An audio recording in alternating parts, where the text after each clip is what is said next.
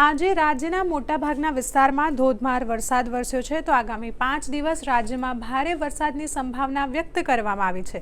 કેટલાક ભાગોમાં અત્યંત ભારે વરસાદની સંભાવનાઓ સાથે રેડ એલર્ટ આપ્યું છે તો કેટલાક ભાગોમાં ઓરેન્જ એલર્ટની શક્યતાઓ પણ વ્યક્ત કરવામાં આવી છે।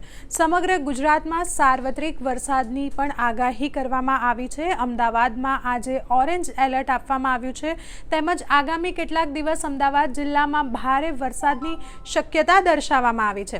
મોટાભાગના જિલ્લાઓમાં ભારેથી અતિભારે વરસાદની આગાહી કરાઈ છે તો આગામી 5 દિવસ 45 થી 50 કિલોમીટરની ઝડપે પવન ફૂંકાય તેવી આગાહી કરાઈ છે। આજે સુરત અને ભરૂચ સહિતના જિલ્લાઓમાં અતિ ભારે વરસાદ વરસી શકે છે।